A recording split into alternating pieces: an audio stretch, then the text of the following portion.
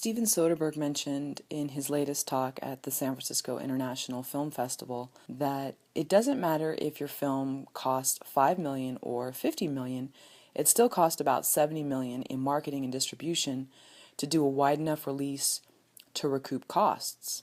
Jon, why do independent filmmakers continue to push for theatrical distribution when it's clear they do not have $70 million to compete in the theatrical market? Well, I would say to that that's a very limited conception as to release opportunities. Yes, he's talking specifically about a studio release pattern. And yeah, I'd agree it probably costs at least $70 million to engage a studio release pattern. But I think most filmmakers, when they want a theatrical release, independent filmmakers aren't thinking about that. But what I think is important to think about is to get out of that theatrical mindset, and to think, and this is something I wrote in the book, that think about that it's a live event. It's an event. It's not theatrical or non-theatrical or anything of the standard terms that come from the studio world. And screw the studio world. It's like you're an artist and you're creating a certain kind of content and you're engaging audiences in a certain way.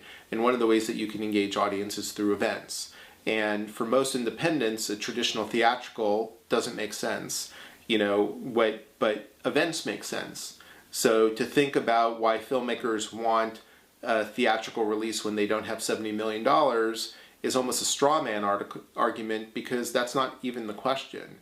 The question is, what kind of release makes sense for your particular film, and to craft a release that does make sense for your film.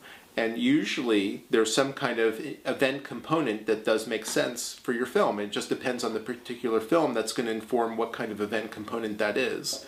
To call filmmakers out for wanting to do a $70 million theatrical release, I think is potentially unfair, or not unfair, it's just not the right issue. I think the issue is that how are filmmakers going to engage their audiences and make audiences interested in their work, and that's the more interesting question.